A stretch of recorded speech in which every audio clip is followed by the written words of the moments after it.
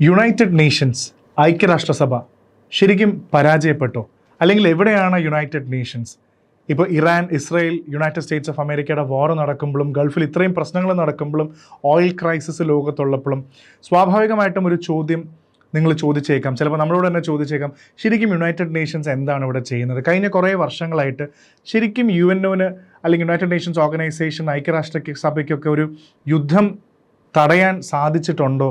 അല്ലെങ്കിൽ ഇപ്പോഴും ഈ യുദ്ധം നടക്കുമ്പോൾ ഇവരുടെ റോൾ എന്താണ്? എന്തുകൊണ്ടായിരിക്കും ഇവരിങ്ങനെ ഒരു സ്റ്റാൻഡ് എടുക്കാൻ കാരണം?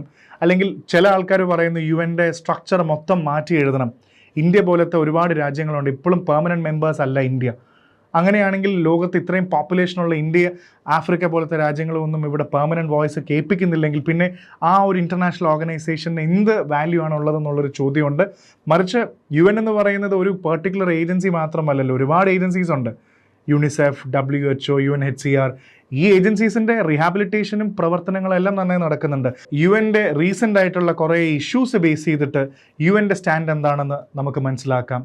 I am Arjuna Shankar and you listening to IAS factors context.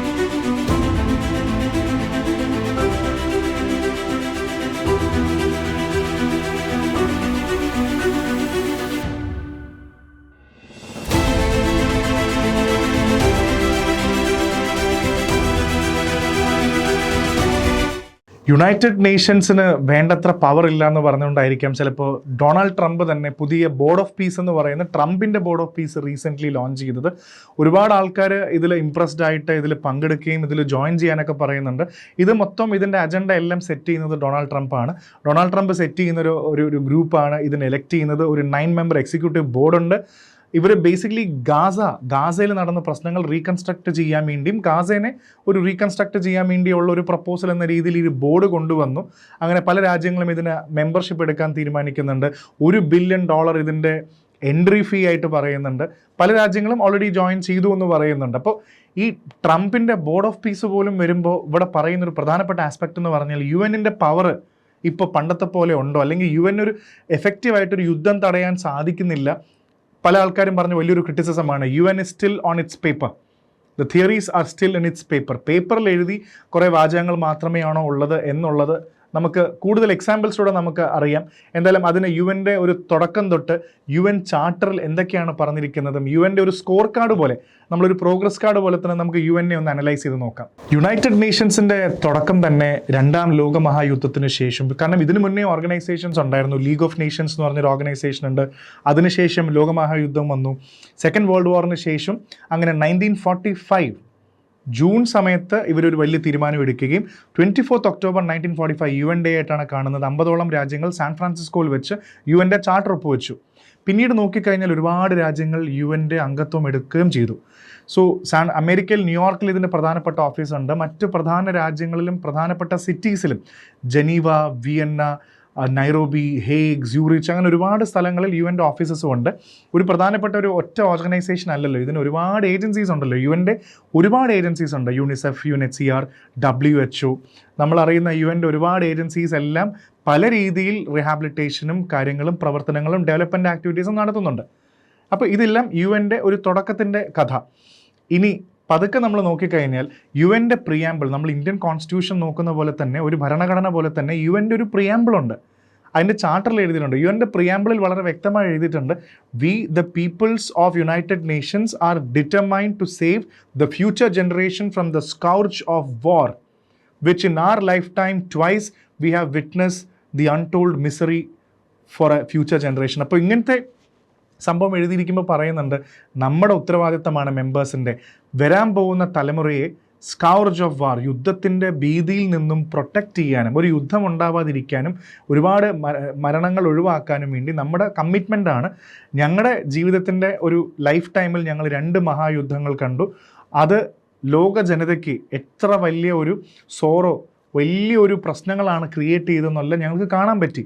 അതുകൊണ്ട് ഇനി ഇത്തരത്തിലൊരു സംഭവം തടയാന്ന് പറയുന്നത് UN-ന്റെ പ്രിയാമ്പിളിലെ കാര്യമാണ് ഞാൻ പറയുന്നത്. അതേപോലെ തന്നെ ചാർട്ടർ 1, UN-ന്റെ ചാർട്ടർ 1 UN-ന്റെ ചാർട്ടറിൽ ആർട്ടിക്കിൾ 1 പറയുന്നുണ്ട്, ഇതേപോലത്തെ യുദ്ധങ്ങൾ, അതായത് ലോക സമാധാനത്തിനെതിരെ എന്തെങ്കിലും യുദ്ധമോ അല്ലെങ്കിൽ ലോക സമാധാനം തടയാനോ തകർക്കാനോ ശേഷിയുള്ള എന്തെങ്കിലും ഒരു ആക്ടിവിറ്റി ഉണ്ടാവുകയാണെങ്കിൽ UN has got A collective responsibility and A collective power. ഒരു കളക്റ്റീവായിട്ട് ഞങ്ങൾ ഒരുമിച്ച് അതിന് വേണ്ട ഉള്ള തീരുമാനങ്ങൾ എടുക്കും എന്ന് ചാർട്ടറിൻ്റെ ആർട്ടിക്കിൾ 1 പറയുന്നുണ്ട്. അപ്പോൾ ഇത്രയും കാര്യങ്ങൾ UN പറഞ്ഞിട്ടും UN മൊത്തത്തിലുള്ള ഒരു സ്കോർ കാർഡ് അനലൈസ് ചെയ്യുമ്പോൾ മൊത്തത്തിലൊരു മിക്സഡ് റിസൾട്ടാണ് നമുക്ക് കാണാൻ പറ്റുന്നത്. UN ഒരുപാട് വലിയ അളവ് വരെ ഒരുപാട് പോസിറ്റീവ് കാര്യങ്ങൾ ചെയ്തിട്ടുണ്ട്. പക്ഷേ പ്രസൻറ്റ് കാര്യം ലോകം ഇന്ന് ചർച്ച ചെയ്യുന്നത്, ഇന്ന് ലോകം മൊത്തം ഇറാൻ്റെ, ഇസ്രയേലിൻ്റെ, US-ൻ്റെയും യുദ്ധത്തിൻ്റെ ഭീതിയിലാണ്. LPG ക്രൈസിസ് തൊട്ട് ഒരുപാട് കാര്യങ്ങൾ നടക്കുന്നുണ്ട്. ഇത് UN തടയാൻ പറ്റിയെന്നില്ല. വെറുതെ ഒരു റെസൊല്യൂഷൻ പാസ്സാക്കുന്നതിനപ്പുറത്തേക്ക് സ്ട്രോങ് ആയിട്ടൊരു ആക്ഷൻ എടുക്കാൻ UN കഴിയുന്നില്ല. അങ്ങനെ വരുമ്പോൾ ശരിക്കും UN കോർ ഒബ്ജക്റ്റീവ് നിന്നും UN പരാജയപ്പെട്ടോ എന്നുള്ളൊരു ചോദ്യം തന്നെയാണ് നമ്മൾ ചോദിക്കേണ്ടത്. ശരിക്കും വേൾഡ് ഇപ്പോൾ ഒരു 3rd വേൾഡ് വാറിൻ്റെ വക്കിലാണോ എന്നുള്ള ഒരുപാട് തലക്കെട്ടുകളും ടൈറ്റിൽസും വാർത്തയിലൊക്കെ നമ്മളും കണ്ടിട്ടുണ്ടാവും. ഇപ്പോഴത്തെ വാർ എന്തായാലും 3rd വേൾഡ് വാർ എന്ന് പറയുമ്പോഴും യുണൈറ്റഡ് നേഷൻസിൻ്റെ ഫൗണ്ടിങ്ങിന് ശേഷം ഐക്യരാഷ്ട്രസഭയ്ക്ക് വലിയ രീതിയിലൊരു 3ാം ലോകമഹായുദ്ധം തടയാൻ സാധിച്ചിട്ടുണ്ട് ഇതുവരെ. അപ്പോൾ അത് വലിയൊരു അച്ചീവ്മെൻ്റ് ആയിട്ടാണ് UN ഇത് കണക്കാക്കുന്നത്.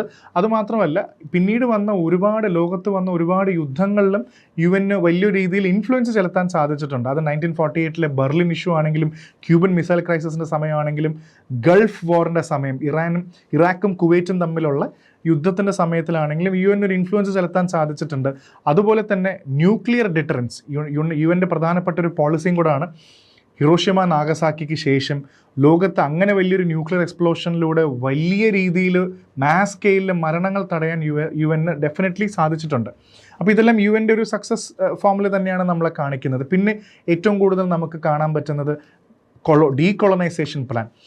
UN ഫൗണ്ടിങ് സമയത്ത് നോക്കുകയാണെങ്കിൽ മിക്ക രാജ്യങ്ങൾ, ഇപ്പോൾ നമുക്ക് ഇന്ത്യക്ക് ബ്രിട്ടീഷുകാരുടെ കയ്യിൽ നിന്ന് സ്വാതന്ത്ര്യം 1947 കിട്ടിയെന്ന് പറയുന്ന പോലെ 1950 to 1970 നോക്കുകയാണെങ്കിൽ ഏകദേശം 750 മില്യൺ ആൾക്കാർ കൊളോണിയൽ രാജ്യങ്ങളിൽ ജീവിക്കുന്ന ആൾക്കാരായിരുന്നു. അല്ലെങ്കിൽ അവർ ഏതെങ്കിലും ഒരു രാജ്യത്തിൻ്റെ കോളനിയായിട്ട് ജീവിക്കുന്ന ഒരു കാലഘട്ടത്തിലായിരുന്നു. അങ്ങനെ UN ചാർട്ടറുകൾ വന്നു, universal declaration of human rights വന്നു.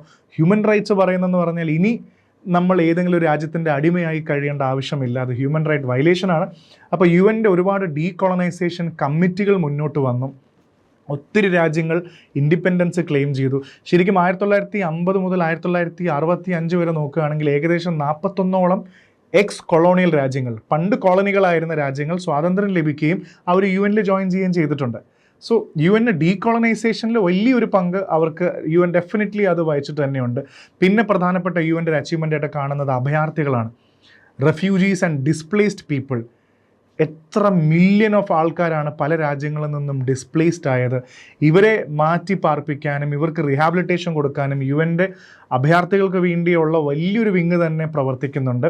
അതേപോലെ തന്നെ കുട്ടികൾക്ക് വേണ്ടിയും സ്ത്രീകൾക്ക് വേണ്ടിയുമുള്ള പ്രവർത്തനങ്ങൾ, പ്രത്യേകിച്ച് വാക്സിൻ, കുട്ടികൾക്ക് വേണ്ടിയുള്ള വാക്സിൻ, സ്മോൾ പോക്സിൻ്റെ ഇറാഡിക്കേഷൻ, പോളിയോ വാക്സിൻ കൊടുക്കുകയും ഇതെല്ലാം ഇൻ്റർനാഷണലി UN പല ഏജൻസീസും ഇതിനു വേണ്ടി വർക്ക് ചെയ്യുന്നുണ്ട്.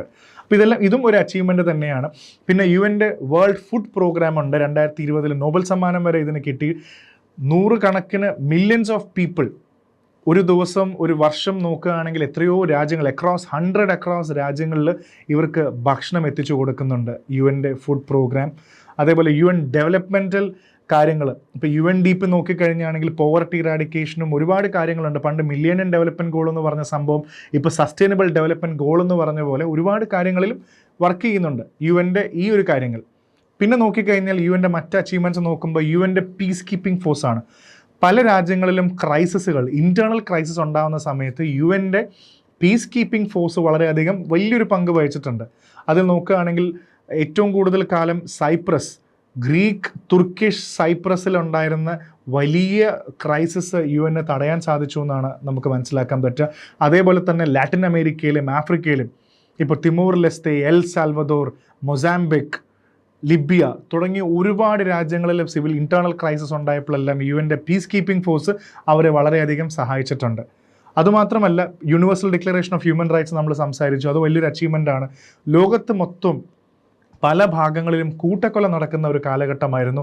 1948 ശേഷം convention of genocide, mass scale murdering, ആൾക്കാരെ ലക്ഷക്കണക്കിന് ആൾക്കാർ ഒരേപോലെ കൊന്നുകളയുന്ന നമുക്ക് എക്സാമ്പിൾസ് ലോകത്തെ പല ഭാഗത്തുനിന്ന് മനസ്സിലായിട്ടുണ്ട്.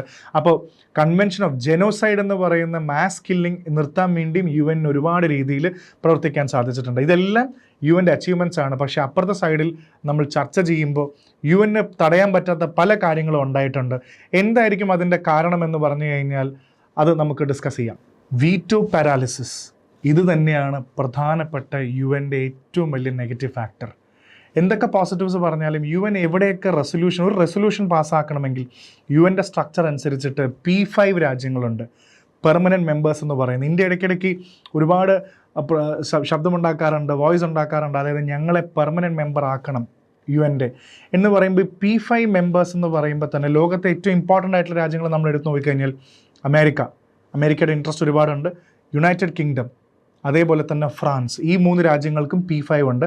പിന്നെ നോക്കുകയാണെങ്കിൽ റഷ്യ, ചൈന, ഈ 5 രാജ്യങ്ങളും പെർമനൻറ്റ് മെമ്പേഴ്സാണ്, P5 രാജ്യങ്ങളാണ്. UN നാളെ ഏതൊരു റെസൊല്യൂഷൻ പാസ്സാക്കിയാലും ഇതിൽ P5 ഏതെങ്കിലും ഒരു മെമ്പർ പോലും വീറ്റോ ചെയ്യുകയാണ്, ഞങ്ങൾക്ക് താല്പര്യമില്ലെന്ന് പറഞ്ഞാൽ അവർക്കൊരു റെസൊല്യൂഷനെ പരാജയപ്പെടുത്താം. ഈ വീറ്റോ പാരാലിസിസ് എന്ന് പറയുന്ന വലിയൊരു ഫാക്ടർ UN പല റെസൊല്യൂഷൻസും പരാജയപ്പെടാൻ കാരണമുണ്ട്. കാരണം ലോകത്ത് നടക്കുന്ന ഏതെങ്കിലും ക്രൈസിസുകളിൽ ഈ ഏതെങ്കിലും രാജ്യങ്ങൾ മെമ്പേഴ്സ് ആണെങ്കിൽ സ്വാഭാവികമായിട്ടും അവർക്കെതിരെ വരുന്നൊരു ആക്ഷൻ വീറ്റോ ചെയ്ത് കളയല്ലേ ഉള്ളൂ.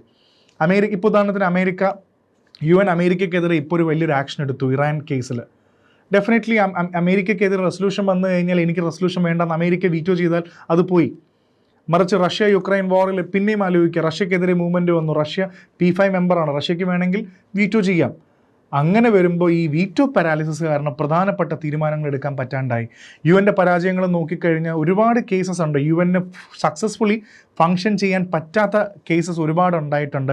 1994 റുവാണ്ടൻ ക്രൈസിസ്, 100ഓളം ആൾക്കാരെ മാസിവ്ലി പല വിഭാഗം ആൾക്കാർ കൊന്നുകളഞ്ഞു, എന്നിട്ടും UN അത് തടയാൻ സാധിച്ചില്ല. UN അവിടെ ഡിപ്ലോയ്ഡ് ആയിരുന്നിട്ട് പോലും. റുവാണ്ടൻ ക്രൈസിസ് 1995 സ്രേബ്രനിറ്റ്സ എന്ന് പറയുന്ന ബോസ്നിയൻ വാറിൻ്റെ സമയം, ബോസ്നിയ ഹെർസഗോവിന എന്ന് പറയുന്ന ഒരു സ്ഥലത്ത് ഏകദേശം 8000 മുസ്ലിംസിനെയാണ് ഇവർ ആ വാറിൻ്റെ ഇടയിൽ കൊന്നുകളഞ്ഞത്. ആൻഡ് ഈവൻ ഡച്ച്, ആ സമയത്തുള്ള ഡച്ചുകാർക്ക് എയർ സപ്പോർട്ട് ചോദിച്ചു, ഡച്ചിൻ്റെ പീസ് ആക്ടിവിസ്റ്റുകൾ എയർ സപ്പോർട്ട് ചോദിച്ചിട്ടും യുണൈറ്റഡ് നേഷൻസിന് ഒന്നും ചെയ്യാൻ സാധിച്ചില്ല. മാസ് സ്കെയിലിൽ ആൾക്കാർ മരിച്ചു വീണു. ഇത് മാത്രമല്ല, പല ഭാഗത്ത് നോക്കുകയാണെങ്കിൽ Darfur crisis, Ethiopian crisis, Sudanese crisis, Syria, Gaza, Ukraine തുടങ്ങിയ ഒരുപാട് ഈ അടുത്ത് വന്ന 94 ശേഷം 2000-2020 ഇടയിലുള്ള ഒരുപാട് ക്രൈസിസുകളിലൊന്നും UN വേണ്ടത്ര സപ്പോർട്ട് ചെയ്യാൻ പറ്റിയിട്ടില്ല. ഇത് UN വലിയൊരു ഹ്യൂമൻ റൈറ്റ്സ് പരാജയം തന്നെയാണ്. ഇനി വീറ്റോ പാരാലിസിസ് എന്ന് പറയുമ്പോൾ എത്രത്തോളം വീറ്റോകൾ ഉൾപ്പെടുത്തിയിട്ടുണ്ടെന്ന് ചോദിച്ചാൽ UN ഫൗണ്ടിങ് തൊട്ട് ഒരു സ്റ്റാറ്റിസ്റ്റിക്സ് എടുത്തു കഴിഞ്ഞാൽ ഇതുവരെ ഏകദേശം 300ഓളം വീറ്റോസ് ഉപയോഗിച്ചിട്ടുണ്ട്. അതിൽ ഏറ്റവും കൂടുതൽ വീറ്റോ ഉപയോഗിച്ചിട്ടുള്ളത് റഷ്യയാണ്. അന്നത്തെ സോവിയറ്റ് റഷ്യ മുതൽ 130ഓളം പ്രാവശ്യം റഷ്യ വീറ്റോ ഉപയോഗിച്ചിട്ടുണ്ട്. അമേരിക്കയുടെ വീറ്റോ അനാലിസിസ് നോക്കിക്കഴിഞ്ഞാൽ ഏകദേശം 88-90ഓളം വീറ്റോ ഉപയോഗിച്ചിട്ടുണ്ടെന്ന് പറയാം. ഈ 90 വീറ്റോയിലും പകുതി, ഓൾമോസ്റ്റ് 45+ വീറ്റോ ഇസ്രയേലിന് വേണ്ടിയാണ് ഉപയോഗിച്ചത്. അതും ഇസ്രയേൽ പലസ്തീൻ ഇഷ്യൂവിന് വേണ്ടിയാണ് അമേരിക്ക ഉപയോഗിച്ചിട്ടുള്ളത്. അമേരിക്കയുടെ ഏറ്റവും വലിയ ഫ്രണ്ടാണ് ഇസ്രയേൽ. അതുകൊണ്ട് തന്നെ ഇപ്രാവശ്യത്തെ വാറിലും ഇസ്രയേൽ തന്നെയാണ് കൂടുതലുള്ളത്. പകുതിയിൽ കൂടുതൽ വീറ്റോ അമേരിക്ക ഇസ്രയേലിന് വേണ്ടിയാണ് ഉപയോഗിച്ചിട്ടുള്ളത്. ഈവൻ ഇസ്രയേലിൻ്റെ പലസ്തീൻ ഇഷ്യൂവിൽ വീറ്റോ നമ്മളൊരു അനാലിസിസ് നടത്തി കഴിഞ്ഞാൽ 45+ വീറ്റോസ് ഉണ്ട്. അതിൽ ഏകദേശം 98% വീറ്റോവും അമേരിക്കയുടെ തന്നെയാണ്, ഇസ്രയേൽ എന്ന് പറയുന്ന സുഹൃത്തിനെ രക്ഷിക്കാൻ വേണ്ടി. യുണൈറ്റഡ് കിങ്ഡം നോക്കുകയാണെങ്കിൽ ഏകദേശം 29 വീറ്റോ, ചൈന, ബാക്കിയുള്ള ഈ വീറ്റോസ് എല്ലാം ഏകദേശം ഒരു 19 ആ റേഞ്ചിലാണ് വീറ്റോസ് നിൽക്കുന്നത്. അപ്പോൾ ഇതാണ് വീറ്റോ ഉപയോഗിച്ചിട്ടുള്ള രാജ്യങ്ങളുടെ ഒരു അനാലിസിസ്. UN പീസ് കീപ്പിങ്ങിൽ ഒരുപാട് സെക്സ് സ്കാൻഡൽസും വളരെയധികം പോപ്പുലർ ആയിട്ടുണ്ട്. അത് UN ഒരു ട്രസ്റ്റിനെ വലിയ രീതിയിൽ പീസ് കീപ്പിംഗ് ഫോഴ്സസിൻ്റെ ട്രസ്റ്റിനെയാണ് മാറ്റിയത്. കാരണം SEA, sexual exploitation and abuse എന്ന് പറയുന്ന ഒരുപാട് സ്ഥലത്തുനിന്ന് റിപ്പോർട്ട് ചെയ്തിട്ടുണ്ട്. 70ഓളം+ രാജ്യങ്ങളിൽ UN മിഷൻസ് പോയിട്ടുള്ളതിൽ ഒരുപാട് ഇഷ്യൂസ് ഇതേപോലെ ഉണ്ടായിട്ടുണ്ട്. സെൻട്രൽ ആഫ്രിക്കൻ റിപ്പബ്ലിക് രാജ്യത്തിൽ ഒരുപാട് മൈനേഴ്സിനെ ഇവിടുത്തെ പീസ് കീപ്പേഴ്സ് സെക്ഷലി അബ്യൂസ് ചെയ്തു എന്നുള്ള കേസുകളുണ്ട്. ഹൈത്തി പോലത്തെയും അവിടുത്തെ അടുത്തുള്ള ഒരുപാട് മിഷൻസിലെല്ലാം UN കേസസിൽ നോക്കുകയാണെങ്കിൽ സെക്സ് സ്കാൻഡൽസ് വന്നതിൽ ഏറ്റവും കൂടുതൽ പാറ്റേണിറ്റി ടെസ്റ്റാണ് വന്നത്. പിതൃത്വം തെളിയിക്കാനുള്ള ടെസ്റ്റുകൾ. കാരണം അവിടെ ജനിച്ചു വീണ ഒരുപാട് കുട്ടികൾക്ക് അച്ഛന്മാരില്ലാത്തൊരവസ്ഥ, ഫാദേഴ്സ് ഇല്ലാത്തൊരവസ്ഥ, എല്ലാം റേപ്പിൻ്റെയും ഇതിൻ്റെയും വിക്ടിംസായി മാറിയത്. ഇത് UN സംബന്ധിച്ചോളം വലിയൊരു ബ്ലോട്ട് തന്നെയാണ്. ഈ പാറ്റേണിറ്റി ടെസ്റ്റുകൾ ഈ രാജ്യത്തിലെല്ലാം ഉയർന്നു വന്നത്. പിന്നെ UN പല മിഷൻസിൻ്റെയും പ്രധാന കാര്യം എന്ന് പറയുന്നത്, അവർ തന്നെ പറയുന്നൊരു ഫാക്ടർ എന്ന് പറഞ്ഞാൽ ഫണ്ടിങ് ഇല്ല. UN പല മിഷൻസിനും പ്രോപ്പറായിട്ടുള്ള ഫണ്ടിങ് ഇല്ല, പ്രോപ്പറായിട്ടുള്ള മിഷൻ മാൻഡേറ്റ്സ് ഇല്ല. എന്തിനാണ് ആ മിഷൻ നടത്തുന്ന മിഷൻ ക്ലാരിറ്റി ഇല്ല. അങ്ങനെ ഒരുപാട് മിഷൻസ് UN നടത്തിയിട്ടുണ്ട്, അതിലും ഒരുപാട് നെഗറ്റീവ്സ് ഉണ്ടായിട്ടുണ്ട്. ഇന്ത്യക്കെതിരെ ചൈന എപ്പോഴെങ്കിലും വീറ്റോ പ്രയോഗിച്ചിട്ടുണ്ടോ, അല്ലെങ്കിൽ ഇന്ത്യനെ സപ്പോർട്ട് ചെയ്ത് ആരൊക്കെയാണെന്ന് വീറ്റോയുടെ കാര്യത്തിൽ നോക്കുമ്പോൾ ചൈനയും ഇന്ത്യയും ഒരുപാട് പ്രോബ്ലംസ് നടന്നിട്ടുണ്ട്. ഒരുപാട് പ്രാവശ്യം ചൈന വീറ്റോ ചെയ്തിട്ടില്ല, പക്ഷേ ടെക്നിക്കൽ ഹോൾഡ് പ്രഖ്യാപിച്ചിട്ടുണ്ട് ഇന്ത്യക്കെതിരെ. ഇന്ത്യയുടെ ഒരുപാട് കേസസിൽ ഇന്ത്യ UN ഉയർത്തിയിട്ടുള്ള ഒരുപാട് ഇഷ്യൂസ് ഉണ്ട്. ഇപ്പോൾ മൗലാന മസൂദ് അസർ ടെററിസ്റ്റായിട്ട് ബ്രാൻഡ് ചെയ്യണം, അല്ലെങ്കിൽ പാകിസ്ഥാനി ടെററിസ്റ്റിൻ്റെ കാര്യത്തിലും ഇഷ്യൂസൊക്കെ വരുന്ന സമയത്ത് വീറ്റോ ചെയ്യുന്നില്ല, പക്ഷേ ടെക്നിക്കൽ ഹോൾഡ് വരുത്താറുണ്ട്. ഇപ്പോൾ കശ്മീർ ഇഷ്യൂ, അമേരിക്ക ആണെങ്കിലും UK ആണെങ്കിലും ഇന്ത്യയുടെ ഫേവറിലൊന്നും യുണൈറ്റഡ് നേഷൻസിൽ ഇവർ നമുക്ക് വേണ്ടി സംസാരിച്ചില്ലെങ്കിൽ പോലും നമ്മൾ ഏറ്റവും കൂടുതൽ യുണൈറ്റഡ് നേഷൻസിൽ സപ്പോർട്ട് ചെയ്തിട്ടുള്ളത് കോൾഡ് വാർ സമയം തൊട്ടേ റഷ്യയാണ്. അന്നത്തെ സോവിയറ്റ് യൂണിയനും റഷ്യയും. അതുകൊണ്ട് തന്നെ ഇന്ത്യയായിട്ട് വളരെയധികം അടുത്ത ബന്ധമുള്ള രാജ്യമായതുകൊണ്ട് റഷ്യ നമ്മൾ ഒരുപാട് പ്രാവശ്യം UN സഹായിച്ചിട്ടുണ്ട്.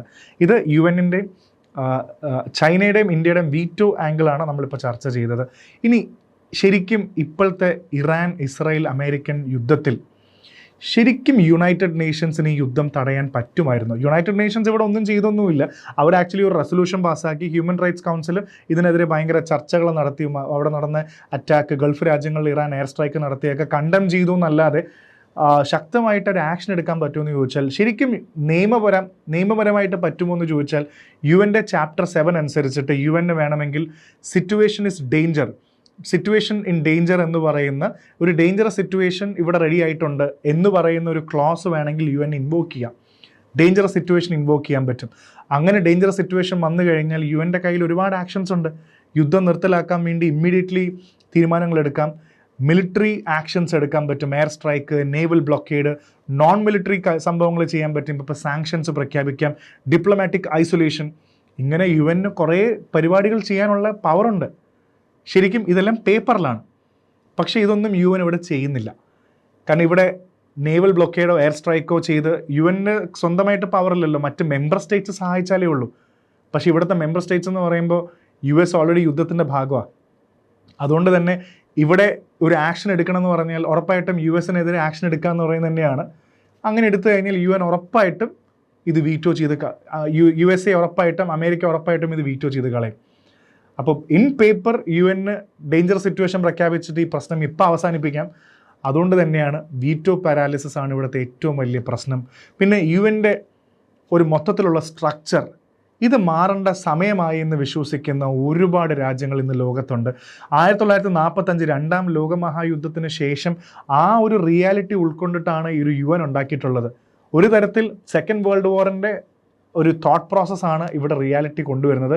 പിന്നെ ഒരു യൂറോസെൻട്രിക്, ഒരു യൂറോപ്യൻ പവേഴ്സ് കൺട്രോൾ ചെയ്യുന്ന ഒരു രാജ്യം അങ്ങനെ വരികയാണെങ്കിൽ ലോകത്തെ ഒരുപാട് വലിയ രാജ്യങ്ങളില്ലേ, പ്രധാനമായിട്ടും നോക്കുകയാണെങ്കിൽ ഇന്ത്യ ഏറ്റവും കൂടുതൽ പോപ്പുലേഷനുള്ള രാജ്യം, ആഫ്രിക്ക, അതേപോലെ ലാറ്റിൻ അമേരിക്കൻ കൺട്രീസ്, ഇവിടെ നിന്നുള്ള പ്രധാനപ്പെട്ട രാജ്യങ്ങൾ, ജപ്പാൻ, ജർമ്മനി ഒന്നും ഇതിൻ്റെ ഭാഗമല്ല, വലിയ അഡ്വാൻസ് സ്റ്റേറ്റുകളാണ്. ജപ്പാൻ, ജർമ്മനി, ഇന്ത്യ, ലാറ്റിൻ അമേരിക്കയിലെ സെലക്ട് കൺട്രീസ്, ആഫ്രിക്കയിലെ വളരെ പ്രധാനപ്പെട്ട രാജ്യങ്ങൾ, ഇവരെയും കൂടെ പെർമനൻറ്റ് മെമ്പർഷിപ്പിലേക്ക് കൊണ്ടുവന്നു കഴിഞ്ഞാൽ ഡെഫിനറ്റ്ലി ഈ വീറ്റോ പാരാലിസിസ് അല്ലെങ്കിൽ തോന്നിയ പോലെ വീറ്റോ ഉപയോഗിക്കുന്നതിന് ഒരു ലിമിറ്റ് കൊണ്ടുവരാൻ പറ്റും എന്നുള്ള ഒരു UN റീസ്ട്രക്ചറിങ്, മൊത്തത്തിൽ UN സ്ട്രക്ചർ മാറ്റണം എന്ന് പറയുന്ന ഒരു ആശയത്തിന് സപ്പോർട്ട് ചെയ്യുന്ന ഫാക്ട്സ് ആണ് ഞാൻ ഈ പറഞ്ഞത്. വീറ്റോ പവർ ഇനി നിർത്തലാക്കാൻ പറ്റിയില്ലെങ്കിലും ചില പെർട്ടിക്കുലർ കണ്ടീഷൻസിൽ വീറ്റോ സസ്പെൻഡ് ചെയ്യണമെന്ന് പറഞ്ഞ് യുണൈറ്റഡ് നേഷൻസിൽ മെമ്പേഴ്സ് തന്നെ പലവട്ടം റിക്വസ്റ്റ് ചെയ്തിട്ടുണ്ട്. ഇപ്പോൾ അക്കൗണ്ടബിലിറ്റി, കൊഹറൻസ്, ട്രാൻസ്പാരൻസി കോഡ് എന്ന രീതിയിൽ കോസ്റ്ററിക്ക തുടങ്ങിയ അങ്ങനത്തെ കുറേ രാജ്യങ്ങൾ റിക്വസ്റ്റ് ചെയ്തു. ലിക്റ്റൻസ്റ്റീൻ റിക്വസ്റ്റ് ചെയ്തിട്ടുണ്ട്. ഫ്രാൻസിലും മെക്സിക്കോ ഇവരും റിക്വസ്റ്റ് ചെയ്തിട്ടുണ്ട്. അതായത് പ്രധാനപ്പെട്ട ഒരു മാസ് മർഡർ, ജനോസൈഡ്, യുദ്ധം, ഇങ്ങനത്തെ സംഭവങ്ങൾ നടക്കുന്ന സമയത്ത് ബന്ധപ്പെട്ട ഇഷ്യൂസിൻ്റെ എതിരെ വീറ്റോ പ്രയോഗിക്കരുത് എന്ന് പറയുന്ന കൺസിഡറേഷൻസും UN ഓൾറെഡി ഉണ്ട്. പക്ഷേ ഇതൊക്കെ ഇനി എന്നാണ് വരാൻ പോകുന്നതെന്നുള്ള വലിയൊരു ചോദ്യമുണ്ട്. ഇപ്പോൾ 2024 the pact for the future എന്ന് പറയുന്ന ഈ ഒരു ഇതിലും മറ്റ് മെമ്പേഴ്സിനെ കൂടെ UN ആഡ് ചെയ്യണം, അല്ലെങ്കിൽ പ്രധാനപ്പെട്ട സെക്യൂരിറ്റി കൗൺസിലിലും മറ്റേ മെയിൻ പെർമനൻറ്റ് മെമ്പേഴ്സായിട്ട് ആഡ് ചെയ്യണം എന്ന് പറയുന്ന തോട്ടൊക്കെ ഉണ്ട്. എന്തായാലും UN പരാജയപ്പെട്ടോ ഇല്ലയെന്ന് ചോദിച്ചു കഴിഞ്ഞാൽ ഒരു വലിയ രീതിയിൽ UN യുദ്ധം തടയാനുള്ള കപ്പാസിറ്റി കുറഞ്ഞു വന്നിരിക്കുകയാണ്. വീറ്റോ പാരാലിസിസ് വലിയ പ്രശ്നം തന്നെയാണ്. പക്ഷേ UN റീഹാബിലിറ്റേഷൻ വർക്കും UN ചെയ്യുന്ന ഹ്യൂമാനിറ്റേറിയൻ ഡെവലപ്മെൻറ്റ് വർക്കുകൾ പറയാതിരിക്കാൻ വയ്യ. അത് വലിയ പ്രശംസനീയം തന്നെയാണ്. അവർ അത്ര തന്നെ ആക്ടിവിറ്റീസ് അവിടെ എടുക്കുന്നുണ്ട്. പക്ഷേ ലോകം ഇനി നമ്മൾ മുൾമുനയിൽ നിൽക്കുന്നത് യുദ്ധത്തിൻ്റെ മുന്നിലാണ്. യുദ്ധങ്ങൾ UN ചാർട്ടർ പോലെ തന്നെ ഉണ്ടാവാതിരിക്കട്ടെ എന്ന് നമുക്ക് ആഗ്രഹിക്കാം.